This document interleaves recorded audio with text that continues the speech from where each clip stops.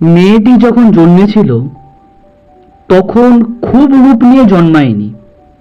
গায়ের রং একটু চাপা, তবে মুখের গঠন ভারী মিষ্টি। যখন সে সপ্তম শ্রেণীতে পড়ে তখন তার একটি ভাই হয়। ভাই দেখতে সুন্দর হয়েছিল। তার ভাই জন্মানোর পর পাড়া প্রতিবেশীদের সাথে তাকে ও তার মা বাবাকে শুনতে হয়েছে কিছু যন্ত্রণা ভরা কথা। একজন তাদের এইভাবেও বলেছিল, বুড়ো বয়সে ছেলে হয়েছে, স্বর্ণ থালায় ভাত খাবে। কথাটি শুনে পূজা সেদিন তার মায়ের কাছে গিয়ে অঝরে কেঁদেছিল। তার ভাইকে সে আকাশ সমান ভালোবাসত। তার ভাইয়ের যখন 3 বছর বয়স তখন একটি জটিল রোগে আক্রান্ত হয় তার ভাই। তার মা বাবা ভাইকে নিয়ে কলকাতা ডাক্তার দেখাতে যায়। ডাক্তারখানায় আরো অনেক বাচ্চা ছিল, কিন্তু তার ভাই যেন সবার থেকে আলাদা। সকল বাচ্চা কি সুন্দর খেলা করছে। তার মা তার ভাইকে কোলে নিয়ে তাদের দিকে দেখছে আর অঝরে কাঁদছে। সকল বাচ্চার মতো তার ভাই খেলছে না, মায়ের কোলে অজ্ঞানের মতো পড়ে আছে। প্রথম দিন ডাক্তার দেখানোর পর ডাক্তারবাবু কিছু পরীক্ষা করতে বলে একটা প্রেসক্রিপশন লিখে দেন। এদিকে তাদের মেয়ে বাড়িতে একা। মা বাবা ভাইকে নিয়ে ভোরের বাসে বেরিয়ে গিয়েছিল। এদিকে সে বাড়িতে একা থাকার কারণে বাড়ির সব কাজ সেরে টিউশন যায়। টিউশন থেকে ফিরে কোনো রকমে 2টি মুড়ি ভিজিয়ে খেয়ে স্কুলে চলে যায়। তার বাবা মা তার ভাইকে নিয়ে বাড়ি ফেরে রাত 11টা নাগাদ। বাড়ি ফিরে তার বাবা মেয়েকে জিজ্ঞেস করে, কিছু খেয়েছিলিস মা? তখন পূজা বলে, স্কুলে খেয়েছি।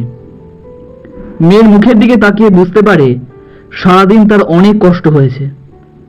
রাতে তার মা 2টি ভাত বসায় উনুনে। ভাইকে নিয়ে পড়ছে তখন পূজা। পড়া শেষ হলে ভাইকে কোলে নিয়ে আপন মনে খেলা করছে তার সাথে। নানান ধরনের অঙ্গভঙ্গি করে ভাইকে হাসাচ্ছে সে। ভাইয়ের ফোকলা গালের হাসি দেখে তার যেন এক অন্যরকম আনন্দ হচ্ছে। ভাই হাসছে, দিদি তাকে হাসাচ্ছে। মাঝে মাঝে তার নরম মাথার চুলে হাত বুলিয়ে তার নরম তুলতুলে গালে স্নেহের পরশ এঁকে দিচ্ছে। তার মা রান্নাঘরের কাজ শেষ করে ভাতের হাঁড়ি নিয়ে ঘরে আসলো। কিছুক্ষণ পরেই তার বাবাও চলে আসলো। রাতের খাবার খেতে খেতে তার বাবা বলল, কাল গরুটা বেচে দেব। তার মা বলে, আর কোনো উপায় নেই? তার বাবা নিশ্চুপ। এই বিষয়ে আর কোনো কথা হলো না। রাতে তার মা ভাইকে কোলে নিয়ে ঘরের একটি দেওয়ালে হেলান দিয়ে ঘুম পাড়াতে লাগলো। কিছুক্ষণের মধ্যেই তার ভাই ঘুমিয়ে পড়ল।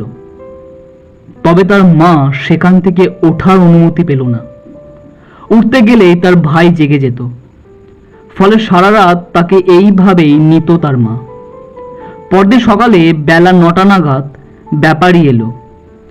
গরুটা নিয়ে দাম দিয়ে গেল। গরুটা যখন নিয়ে যাচ্ছে তখন তার মা বাবা দুজনেই নীরবে কাঁদছে। তাদের বড় শখের গরু ছিল ওটা।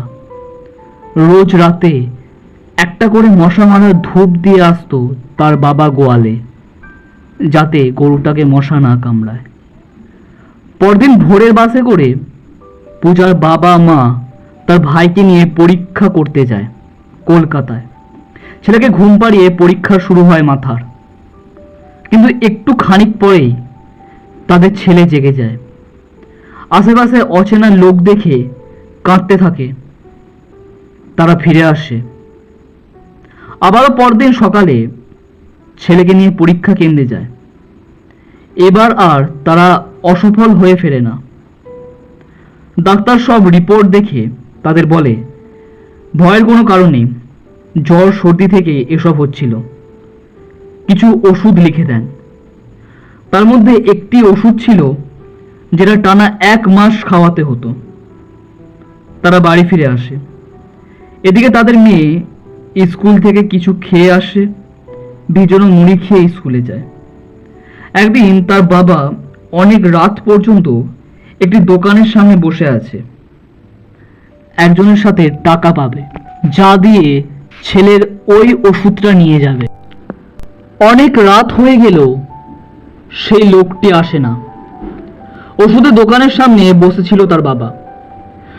ওষুধের দোকানের দোকানদার দোকান বন্ধ করার সময় তাকে এইভাবে বসে থাকতে দেখে বলে, কি ব্যাপার, তুমি এভাবে বসে আছো কেন? তার বাবা সবকিছু খুলে বলে তাকে। দোকানদার সব শুনে তার কাছ থেকে প্রেসক্রিপশন চায়। প্রেসক্রিপশন দেখে বলে, এই ওষুধটা তো টানা 1 মাস খাওয়াতে হবে, একদিনও বন্ধ করা যাবে না। তুমি আমার কাছ থেকে ওষুধ নিয়ে যাও, টাকা না থাকলেও নিয়ে যাবে, পরে শোধ করে দেবে। আস্তে আস্তে পূজার ভাই সুস্থ হয়, বড় হয়। একবার বন্যার সময় তাদের বাড়ির সামনের জমিগুলোতেও বন্যার জল ঢুকে পড়ে। পূজা ভাইকে নিয়ে আর দুটো পাটকাঠি নিয়ে জায়গা দখল করতে যায় মাছ ধরার জাল দেবে বলে। সকলে দেখে বলে, আমরা আর মাছ পাবনি, ভাই বোনের সব ধরে ফেলবে রে।